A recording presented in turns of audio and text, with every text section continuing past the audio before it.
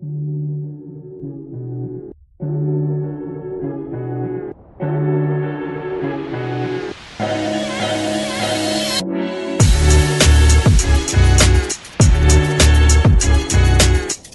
tudo bem? Esse é o podcast do Publish News. Conversamos aqui toda semana com pessoas que fazem a diferença no mercado editorial e livreiro. Imagine uma cena cultural onde a literatura periférica tem lugar de destaque. Nesse ambiente acontecem mais de 40 saraus de poesia e slams toda semana e dezenas de livros são lançados semanalmente. Mas acontece que esses livros não chegam aos circuitos comerciais tradicionais. São centenas de títulos e milhares de exemplares que são criados e circulam somente na periferia de São Paulo. São dezenas de editoras situadas e atuantes nessas regiões da metrópole paulistana em uma cena literária efervescente, mas não sendo sempre visível ao chamado mercado editorial. Pensando em mudar essa realidade, a ONG Ação Educativa articulou uma ação entre 18 editoras periféricas e juntas criaram a Câmara Periférica do Livro, CPL. Uma associação pensada para articular estratégias de produção, gestão, comercialização e divulgação, visando alcançar um público ainda mais amplo. Através de participação em eventos como as feiras da USP e Unesp, por exemplo, e criando a sua própria, a CPL vem crescendo, ganhando espaço e mostrando a importância do livro na economia criativa da periferia. Para explicar melhor como surgiu a CPL, quem está por trás da iniciativa e ainda entender melhor as ideias e os projetos da Câmara, o podcast do Publish News dessa semana conversou com Antônio Eleilson Leite, coordenador da área de cultura da ONG Ação Educativa. Esse podcast é um oferecimento da MetaBooks, a melhor e mais moderna plataforma de metadados, agora ainda mais essencial do que nunca. E já ouviu falar em POD, impressão sob demanda? Nossos parceiros da Livro são referência dessa tecnologia no Brasil, que permite vender primeiro e imprimir depois, reduzindo custos com estoque, armazenamento e distribuição. Com o POD da Livro, você disponibiliza 100% do seu catálogo sem perder nenhuma venda. Esse é o programa de número 132 do dia 24 de agosto de 2020, gravado no dia 20. Aqui é Fábio Rara com Maju Alves para falar com o Antônio. E a gente está aqui com o Antônio. Antônio, conta um pouco como surgiu a ideia da Câmara Periférica do Livro. Então, eu coordeno a área de cultura da ONG Ação Educativa, né, que tem uma atuação importante junto aos movimentos culturais das periferias aqui de São Paulo, da região metropolitana. E na cena cultural das periferias, a literatura tem um lugar muito importante, um lugar de muito destaque, que é por meio dos saraus e hoje, mais recentemente, por meio dos slams, né? Os dois movimentos existem, né, com características distintas, mas centrada na produção literária, especialmente da poesia. E aí, junto com esses saraus, que já tem 20 anos, né, a Cooperi foi o primeiro deles, né, que foi a de 2001, de outubro de 2001, surgiu publicações, principalmente com incentivo de políticas públicas, né, tem editais da prefeitura que favorecem esse tipo de produção. Então, é um movimento que, embora baseado na oralidade, tem o livro como uma atividade importante. E eles foram publicando antologias, né, coletâneas dos saraus. Alguns autores passaram a se dedicar, né, como carreira solo, né, fazer livros solo, e acabou que surgiu a própria possibilidade de criar editoras, uma vez que eles produziam seus próprios livros, né. Poucos autores tiveram uma penetração no mercado de livros, no mercado editorial mesmo, né? E aí, e hoje em dia, o mercado mudou, né? Ele está menos concentrado, né? A começar das livrarias, né? Houve essa crise, né? Das grandes redes, a Cultura, a Saraiva, entre outras, né? E aí começou a surgir pequenas livrarias, já tinha pequenas editoras independentes, então eu acho que o momento favoreceu essa coisa independente, em menor escala, eles descobriram um nicho, né? E aí começou a aparecer editoras, quando a gente resolveu juntá-las, aí juntamos 18 editoras, a gente ficou impressionado, assim, editoras e selos, nem todas estão constituídas com CNPJ. E tem outras, e tem outros grupos que publicam, né, também, que poderiam ser selos, então teria mais de 18. Mas com base nessas 18, a gente resolveu fazer esse projeto, e nós, da Ação Educativa, demos um nome de Câmara Periférica do Livro, para fazer uma paródia com a Câmara Brasileira do Livro, uma paródia carinhosa e respeitosa. Só voltando um pouco antes, eu lembro que eu fui numa Cooperifa, isso já faz um bom tempo, mas eu fiquei muito impressionado, assim, de existir uma, entre aspas, cena, sabe, literária.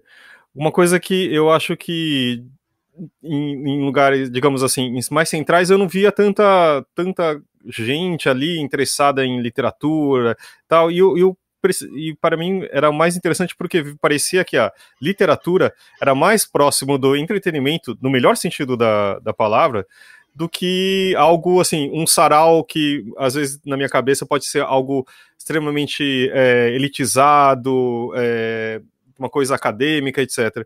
Como que surgiu, voltando esse tempo para trás, né, que você falando, por exemplo, como surgiu essa cena que, digamos assim, nessa uma área mais periférica também, entre aspas, né? A literatura no Brasil ela é muito vinculada às elites, né? E é um gosto elitizado, né? Não precisa ser elite do ponto de vista econômico, né? A leitura é uma prática de pessoas extremamente letradas, né? E com erudição, né? Com erudição no sentido de acúmulo de leitura, e acaba sendo também uma forma de distinção dessas pessoas, né? Então ela tem essa característica. E lá na Cooperifa, o Sérgio Vaz, que é o fundador, e um dos fundadores e animador do Sarau, coordenador do Sarau, ele fala que eles tiraram a literatura, a poesia do pedestal, né? E trouxeram para a vida cotidiana. Então, esse que é o impulso do movimento. A literatura, especialmente a poesia na periferia, ela ganhou força e visibilidade, principalmente com o movimento hip hop, porque o rap, que é um dos elementos do hip hop, quer dizer ritmo e poesia, e nos anos 90, no final dos anos 80 e nos anos 90, surgiram diversos grupos com uma poesia muito consistente. O principal deles e é muito conhecido, é o Racionais MCs, que ganhou uma projeção muito grande a partir do disco Sobrevivendo no Inferno, que é de 1997. Não por um acaso, a Unicamp listou para o seu vestibular esse disco, e acabou, em função disso, transformando ele em livro. A Companhia das Letras publicou as letras desse livro, corroborando essa tese que eu estou defendendo, né, de que ele surge no hip hop. Então, portanto, é um movimento aí de 30 anos, nós estamos falando, né? No ABC, lá em São Bernardo, no início dos anos 90, o Júlio Mendonça, que é diretor do Instituto Haroldo de Campos na Casa das Rosas, ele organizou uma coletânea de letras de rap também. Ele observou essa produção e o quanto que ela tem pulsante, né? E aí resolveu propor uma publicação de um livro de letras de rap também, né? Então, a literatura na periferia está muito vinculada ao rap. E, para mim, o marco inicial desse movimento é a publicação do livro Capão Pecado, do Ferrez, que saiu exatamente no ano 2000. Então, ele tem, na minha concepção, um marco fundador, que é a publicação de um livro. E uma publicação de um livro por uma editora comercial, era Labor Texto na época, depois ele foi para o Objetiva, né? E também, e isso juntando com o Islã, talvez? Não, então, aí você vê, então tem o rap, surgiu o Ferrez, aí vem a cena dos saraus, com a Cooperifa em 2001, depois em 2004 veio o Sarau do Binho, ambos na Zona Sul, e a partir da segunda metade da primeira década deste século, surgiram muitos outros saraus. Um levantamento feito pela Casa das Rosas, uns 10 anos atrás, apontava que a existência de 42 saraus na região metropolitana, que é bastante de periferia, né? Então, que é bastante, e a Ação Educativa tinha tem ainda, né, um guia cultural, chama Agenda Cultural da Periferia, que ele era publicado, agora é só em site. E a seção de literatura tinha 3 páginas, né? Era uma das sessões maiores, olha que legal, né? Um guia cultural da periferia, a sessão de literatura era maior. Ela disputava com o samba, que era, também tinha 3 páginas. Né? E lá a gente chegou a ter, nas últimas edições, em 2017, 28 saraus regulares, né? Regular, né? Então, saraus tem havia e ainda há saraus que não são esporádicos, por exemplo, né? Ou que não tem um compromisso de uma regularidade, né? O pessoal se junta e faz o sarau. Mas regular eram 28. E já tinha slams aparecendo, mas os slams hoje tem 46 slams na região metropolitana. Esse levantamento é feito pelo Slam BR, que é um torneio nacional. Então, como ele é um torneio nacional e tem fase classificatória nos estados, então é um levantamento bem preciso, né? Quem faz isso é a Roberta Estrela Dalva, que é do ZAP, que é o primeiro slam que teve aqui no Brasil no final da primeira década desse século. Então é uma cena muito efervescente, né? E tem muita produção. Isso também, a gente está falando mais da cidade de São Paulo, né, da região metropolitana. E isso também a gente pode falar que existe também no Brasil inteiro? Com a quantidade que tem em São Paulo, eu creio que não, até por uma questão também geográfica. O Brasil, São Paulo tem 12 milhões de habitantes, a região metropolitana tem 20 milhões, você vê Porto Alegre, se eu não me engano, aí não tem 2 milhões de habitantes. Mas esse movimento influenciou em nível nacional. No Rio de Janeiro, a Rio de Janeiro criou, o Écio Salles e o Júlio Ludemir criaram a FLUP, né, que é a Festa Literária da Periferia, fez uma paródia aí com a Flip, né? E aí eles também promovem formação de escritores. É de lá que surgiu o Giovanni Martins, que é um fenômeno recente da literatura brasileira, publicou só na Cabeça pela Companhia das Letras, né? Então, mas eu não tenho dados sobre a produção editorial. Esse fenômeno de produzir livro me parece muito marcante em São Paulo, mas é evidente que existe produção de livros nas periferias das regiões metropolitanas, né? A gente fala de periferia urbana, né? E a periferia, ela, para ser rigoroso, assim, ela é um fenômeno de regiões metropolitanas, né? O Brasil tem 10 ou 11 regiões metropolitanas, e nesses locais, em todos esses locais, a gente encontra a produção de livro. O Brasil produz muito livro, né? Os dados de leitura ainda não são altos, mas de produção de livro. Falando um pouco isso, você tem. Na minha ignorância, sempre existe que o brasileiro lê pouco, o Retratos mostra isso, como você estava falando, né? Tem um nível de leitura. Como que o livro chega em São Paulo, na periferia de São Paulo? São bibliotecas, tem livrarias? Como que isso funciona? Então, talvez eu acho que assim para usar um termo da moda, uma subnotificação nessa pesquisa, assim. Primeiro que eu acho que o dado não é tão ruim, né, de leitura, me foge agora o número. É 2 e pouco por pessoa. 2,5 assim, por pessoa, né? Uhum. E eu talvez, né? Eu não capte esse movimento que está muito fora dos circuitos comerciais institucionalizados, né? A periferia, veja só, nós temos 18 editoras e tem mais, como eu disse, tem outros. Tem o Slam da Guilhermina, por exemplo, um Slam está publicando o sétimo volume da sua antologia. Então, o Slam da Guilhermina é um núcleo editorial também, e ele não está na Câmara Periférica do Livro, né? Se ela se converter numa rede, que é um propósito dela, mas é um propósito que depende da vontade das editoras, ela pode agregar, por exemplo, o Slam da Guilhermina, a Casa Poética, que é uma iniciativa de Hermelino Matarazzo, enfim, tem muita gente publicando o livro. E esses livros, eles são distribuídos no bairro, assim, eles têm tiragem de 500 mil exemplares que se esgotam em 3 meses, assim, né? As pessoas compram para 3 meses, tem de 500 a 1.000 exemplares, e se esgota nos circuitos, né? Imagina que você tem 46 slams, né? Você vai passando em cada um, se você vender 10 livros em cada um, é 400 livros que você vende. E assim eles fazem. Todo slam e sarau tem venda. Mas também as pessoas têm outras estratégias, por meio de redes sociais, né? A gente fazendo o levantamento das estratégias comerciais das editoras que a gente articulou nesse projeto, a gente viu que a venda, o e-commerce é o mais importante e vários deles estão na Amazon também, né? Então, a internet possibilitou essa venda e o corpo a corpo também no saraus. Eu falei que há casos, né, em que uma tiragem de 500 a 1.000 exemplares se esgota em 3, 4 meses. Mas isso não é um dado médio, né? Mas o dado médio é que uma tiragem de 500 a 1.000 exemplares se esgota em um ano. Esse é o dado médio. Mas há casos que já houve lançamentos na Cooperifa, que a Cooperifa tem lançamento de livro toda semana. É uma tristeza essa pandemia que parou, né, o saraus parou tudo, né, na área cultural.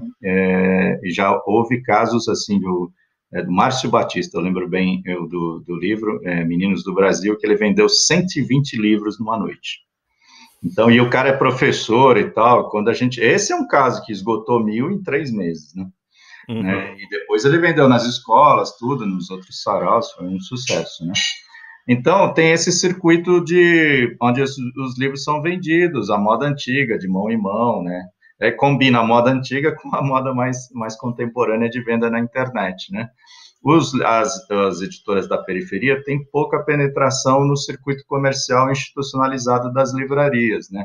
E isso é uma das coisas que a gente quer superar, é um dos desafios que a gente quer superar com a Câmara Periférica do Livro. E eu acho, para concluir a tua pergunta, eu presumo, viu, que talvez a pesquisa não consiga captar esse movimento que está fora, está nas bordas, está periférico mesmo, né, do circuito. Talvez ele não capte isso. Tem muita produção na periferia que não tem ISBN, é uma coisa que a gente também está ajudando. Então, um livro, às vezes, esse livro que vendeu 1.000, por exemplo, não tinha ISBN, do Márcio Batista, por exemplo, né? Então, hoje eles próprios, já por iniciativa, estão tendo esse cuidado, e nós, com o projeto da Câmara, a gente quer ajudar as editoras que não têm essa prática de registrar seus livros, né? Que agora não é mais na Biblioteca Nacional, é na Câmara Brasileira do Livro, né, que se pega o ISBN. Exatamente. Então, é isso, né? Então, eu acho que a periferia lê bastante, né? E a existência dos saraus é comum, a gente entra num ônibus, num bairro periférico, assim, tem muita gente lendo livro no ônibus. Hoje estão no celular, mas se lê no celular também. Mas é que não existe essa rede formal mesmo, né? Isso que eu tô falando. Não existe livrarias exatamente, né, estruturadas. E como os livros não têm ISBN, eles não estão no radar, digamos assim, né? Exato, não está no metadados aí, né? Exatamente. Mas tem essa coisa também, os dados de acesso à arte no Brasil, eles levam muito em consideração os circuitos institucionalizados, por exemplo. Aí tem dados alarmantes, 90% da população nunca foi num museu, mas não significa que ela não tem acesso à arte, né? Existe a arte pública, né? Existem os monumentos, existe a arquitetura, existe o grafite em São Paulo, é muito importante, então as pessoas têm acesso à arte. Então também, não sei se é o caso do Retratos da Leitura, mas tem certas pesquisas que também ficam muito presas a isso. Se a pessoa é frequentadora de sarau, ela vê no mínimo 60 poesias numa noite, no mínimo, que corresponde a um livro, né? Um livro de poesia normalmente tem ali de 50 a 100 poesias, poemas, né, melhor dizendo. Então, enfim, a pessoa acessou, né? Eu costumo dizer assim, a pessoa assiste, não lê livro e assiste televisão, mas ele vê uma adaptação de uma obra do Jorge Amado na TV, por exemplo, né?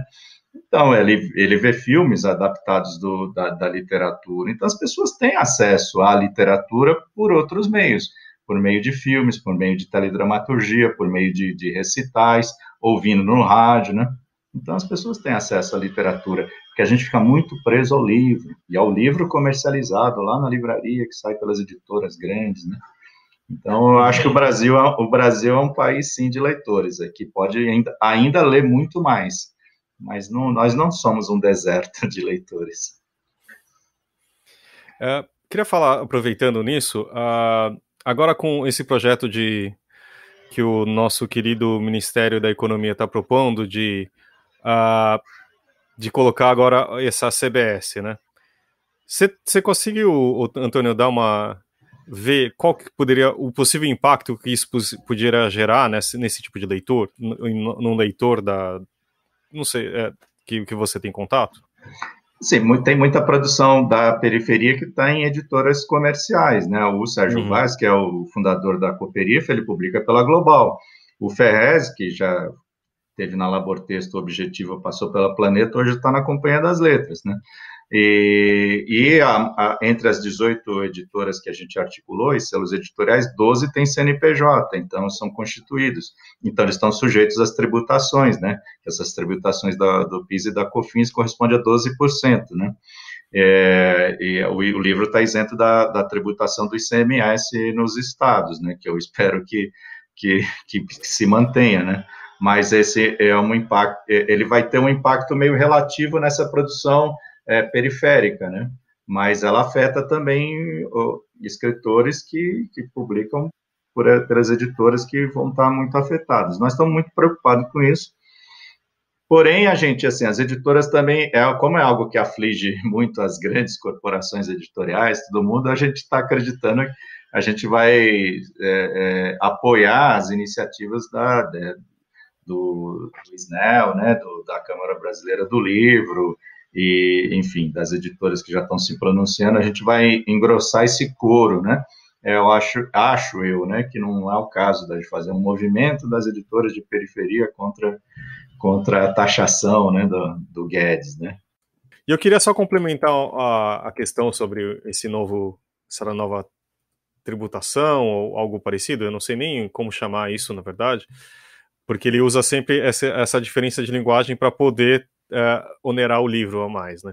Mas uma coisa que o Paulo Guedes falou é a questão de que o livro é algo de elite.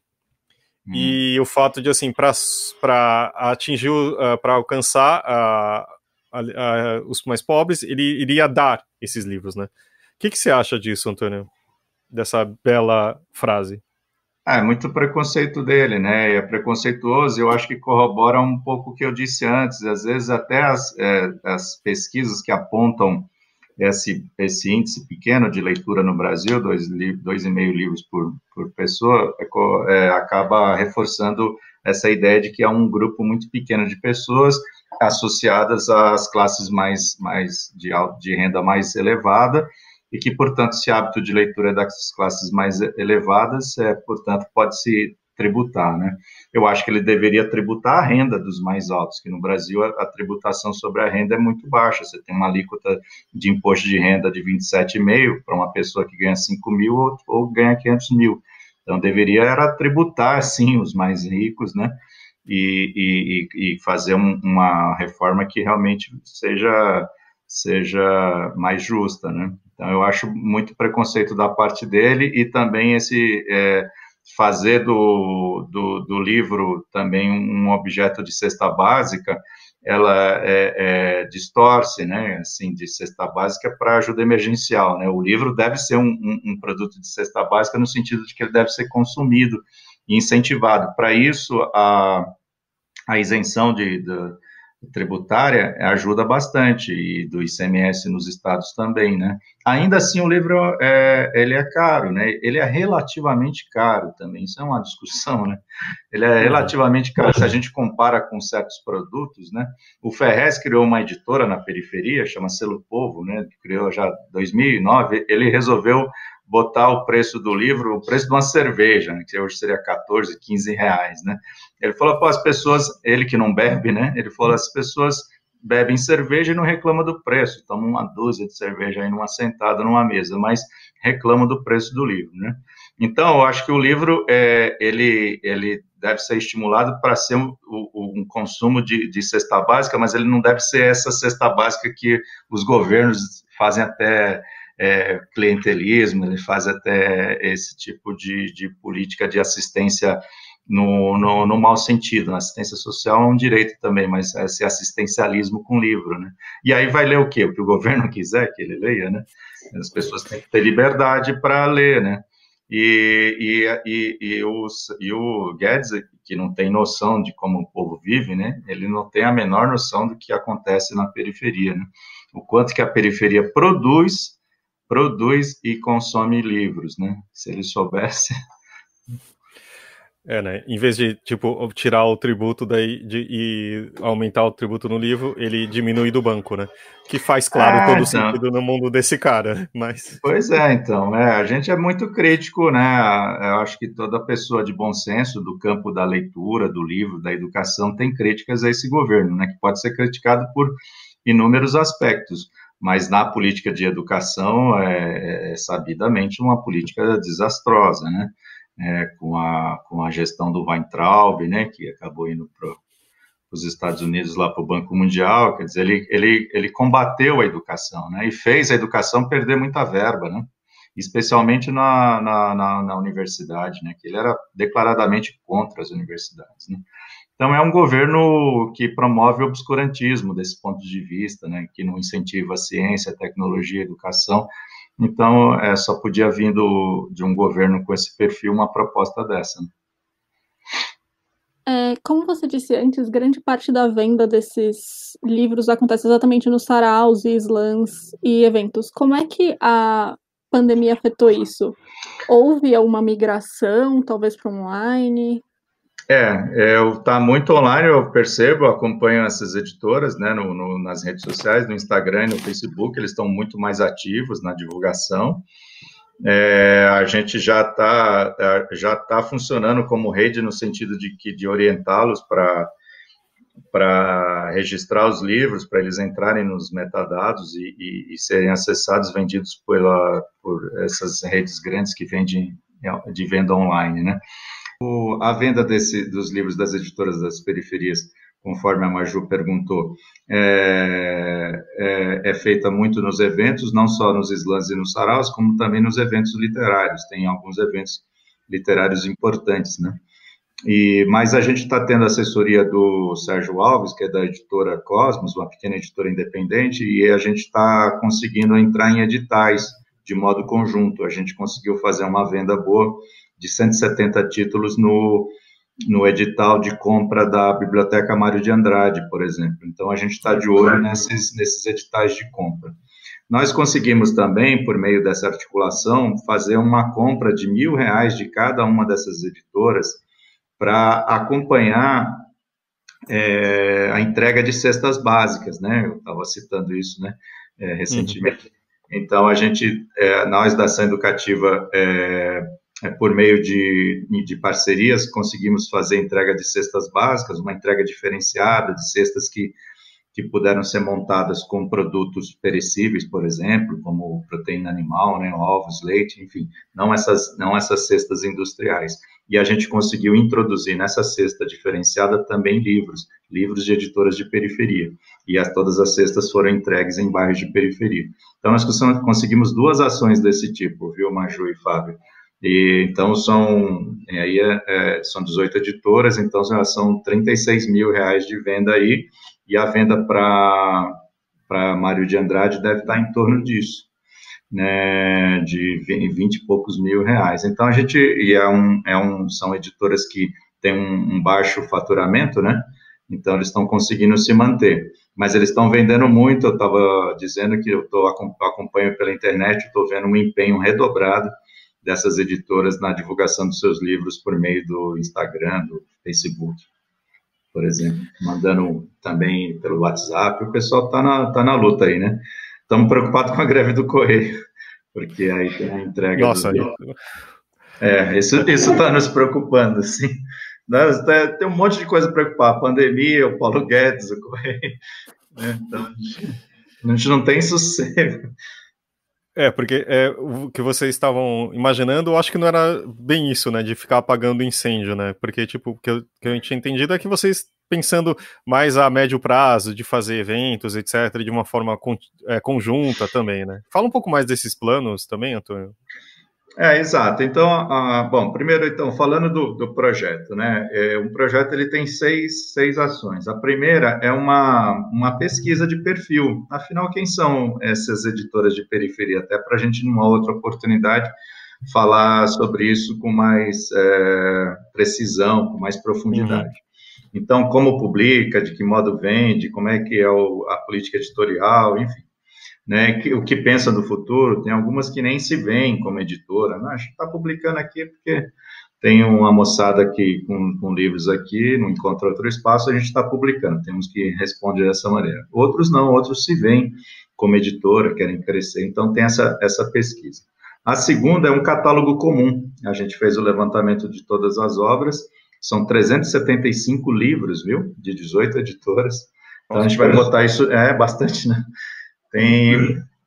Tem editoras assim, eu vou citar um caso, né, e assim, chama Benfazeja, é uma editora da Brasilândia. Ela tem mais de 40 títulos, né? A editora e gráfica Heliópolis, que surgiu há 2 anos atrás, tem mais de 50 títulos, né, um formatinho pequeno, econômico. Então, só 2 editoras já tem 100 livros, né? E tem uma outra chamada Areia Dourada, que publica Cordel, que também está nessa faixa de 50 títulos. Eu estou me recordando dessas porque estão nessa faixa, né, mais alta. Tem a Ciclo Contínuo, que é uma editora de 10 anos, tem 30 títulos. Então, são 375, olha aí. Né, então, a gente está pondo num catálogo, aí a gente destaca 2 ou 4 livros, conforme, né, e lista os demais. Então, vai sair um catálogo. Isso é legal, ele vai ter uma tiragem. A pesquisa ela vai ter uma tiragem restrita, vai circular mais como documento na internet. Já o catálogo, a gente vai tentar tirar aí umas 5.000 para distribuir em bibliotecas e outros lugares, né? E para cada uma das editoras tem um tanto, 100, 200 exemplares, enfim. Bom, isso é a segunda coisa. A terceira coisa nós vamos sistematizar 5 possibilidades de estratégias conjuntas. Por exemplo, ter um depósito comum, né? Eles estão na periferia, mas seria bom que eles tivessem um depósito no centro, facilitaria, né? Então, de repente, tem um depósito comum, que pode ser até numa distribuidora, fazer um acordo com uma distribuidora, como a Catavento, por exemplo. Aí, ter essa gestão de estoque comum seria muito bom para eles. Ter uma plataforma de venda online, por exemplo. Ou criar um círculo do livro, um clube do livro voltado para essas editoras. Então, há inúmeras possibilidades. Também dá para se consorciar para a compra de papel, né? Então, insumos. Então, isso a gente está sistematizando. A outra é uma feira de livros, né, que a gente faria agora em novembro. Presencialmente, a gente deve fazer online. Uma última não é última, penúltima, é participação em eventos. A gente ia participar, por exemplo, da Feira da Unesp, que seria em abril. Muitas dessas editoras não têm possibilidade, tem que pagar uma taxa para estar lá, enfim. Precisa dar 50% de desconto, então a gente ia ter uma ação que subsidiava isso para eles terem a possibilidade de participar. E por fim, a gente vai ter fóruns de negócios, a gente vai ter 2 fóruns de negócios, o próximo deles, aí para os ouvintes do podcast, será dia 27 de agosto, às 15 horas, eu mando o link aí para vocês, vamos discutir comercialização em livrarias, nas redes sociais e compras governamentais. Uma discussão sobre essas 3 possibilidades para as editoras de periferia. E aí não é uma linha de ação, mas é um desejo que a gente espera que com essas atividades todas, durante um ano, a gente encontre as condições para criar uma rede. Aí sim, aí viraria a Câmara Periférica do Livro. Aí é uma rede que vai ganhar autonomia e tal. A gente espera dar continuidade a esse projeto ano que vem. E aí preparar essa rede para ela ter autonomia, eu acho que vai ser legal. Mas isso depende da vontade das editoras, não é algo que a gente possa definir aqui, né? Se as editoras acharem que ela deve seguir, elas vão seguir. E aproveitando assim, se alguém tiver interessado, alguma outra editora também em participar também da CPL, como que faz? Então, a gente vai lançar a Câmara Periférica do Livro em novembro, né? E como rede, né? Até lá, enfim, está caminhando para isso, até porque nós estamos, em função da pandemia, nós já estamos funcionando como rede, né? Vocês viram, teve 3 vendas conjuntas, né? Então, é evidente, está todo mundo percebendo que é bom, é sempre bom estar junto, ainda mais para o pequeno, né? Então, é uma articulação importante, ela não tende a ser institucionalizada no primeiro momento, quem sabe lá na frente. Então, é uma articulação, então as pessoas pode não estar, né, em um outro momento. Então, a gente lançando em novembro, concluída essa pesquisa, esse catálogo, aí as editoras estarão abertas para entrar, segundo critérios que serão definidos em comum acordo. O fato de ser de periferia é É um dado que não, enfim, inalienável, né? Esse é um dado que ela precisa estar na periferia. Até porque nós temos editoras independentes fora da periferia que tem um perfil muito próximo, né? A gente pode adotar esse critério também, né? Pode entrar também editoras que sigam um determinado perfil, talvez essas editoras, elas criem um estatuto, assim, né? Para entrar na CPL precisa ser assim, assim, assim, talvez ter um teto de faturamento, né? Assim, essas questões que não somos nós da ação educativa que vamos dizer, são as próprias editoras. Então, a adesão, gente, adesão à Câmara Periférica do Livro só depois de novembro, quando isso tiver discutido entre as editoras. Mas certamente vai ser uma articulação muito gregária, né? Ela vai atrair interesse de muita gente. Não, é muito bom, porque eu sou de periferia, né? Eu cresci no Jardim Miriam e, tipo, para mim era sempre para ir para uma biblioteca, tinha que, sei lá, era muito longe e eu não tinha acesso. Quer dizer, também a informação, né? Isso há, digamos, várias décadas atrás era um pouco mais contida, né? Não tinha isso de. Mas eu não lembro de ver nada disso acontecendo, né? Tipo, a criança que lia parecia uma coisa um pouco mais estranha, né? As escolas não tinham biblioteca e tal, então eu fico muito feliz disso estar mudando, né? Também. E eu imagino que acho que até os profissionais, eu fico até curioso saber se esses profissionais. Da onde vem também, né? Quem que são essas editoras? Eu fiquei muito, muito curioso, achei uma ação muito bacana de vocês. E o fato de existirem essas experiências editoriais, né? Como eu disse, há inúmeras experiências editoriais que as pessoas não se veem nem como selo, nem como editora, como o Islã da Guilhermina, que tem 7 livros só de antologia. Mas aí você fala, pô, não me vi como editora, né? Mas então nós temos aí uma produção, com certeza, que passa de 500 livros. Então, tamanha produção, aí já faz criar design gráfico, capistas, diagramadores, editores, editoras, né? Então, já tem profissionais, assim, e a gente tem um grupinho de WhatsApp, é muito legal. Aí estou com um livro aqui, estou precisando da indicação de um capista. Aí aparece lá no grupo, porque já tem um mercado. A Câmara Periférica do Livro dá visibilidade para eles, já também faz com que profissionais do ramo tenham uma referência. Pô, vou procurar essas editoras para oferecer meus serviços, né? Então, acho que a periferia com certeza tem designers gráficos e profissionais revisores, né, que atuam para outras empresas, né? Então, vou oferecer meus serviços também para essas editoras de periferia. Eu acho que a gente só tem a ganhar com isso, né? A leitura, né, e a cultura no Brasil só tem a ganhar com uma iniciativa tão bacana, né? Que, como o Sérgio Vaz fala, a gente realmente está ajudando a tirar a literatura do pedestal, né?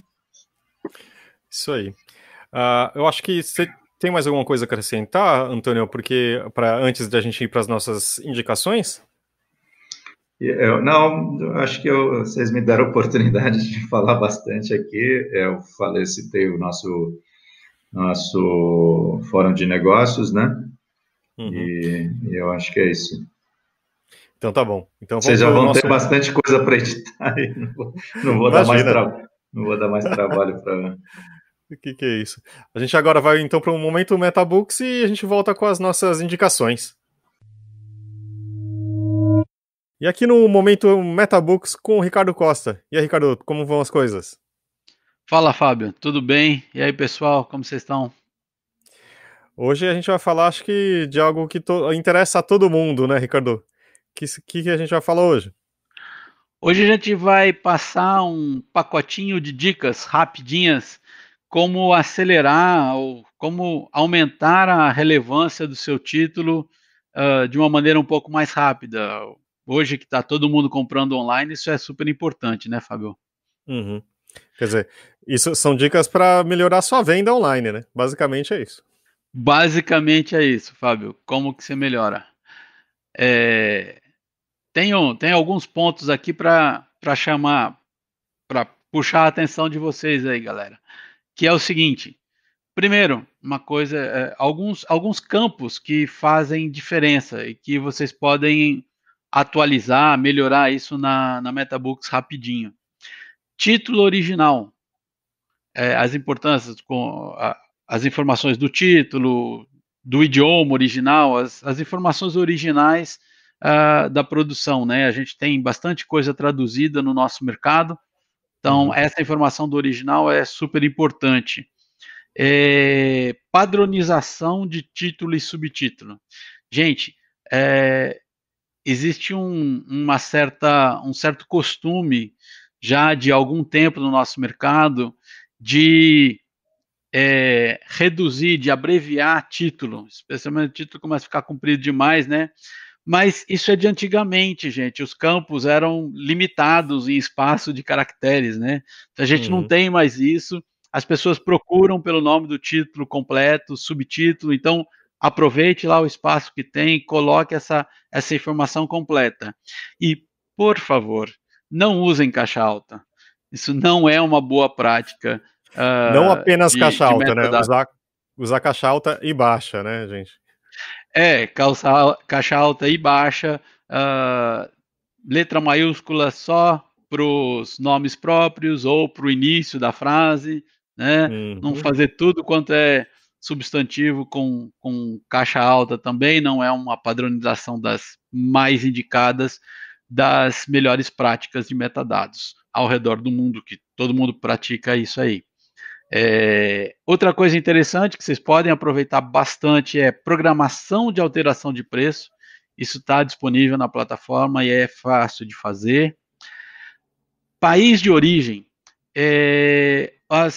Os livreiros têm utilizado bastante essa informação, têm começado a solicitar cada vez mais para nós, Fábio, porque essa informação é de onde o livro foi produzido, foi impresso.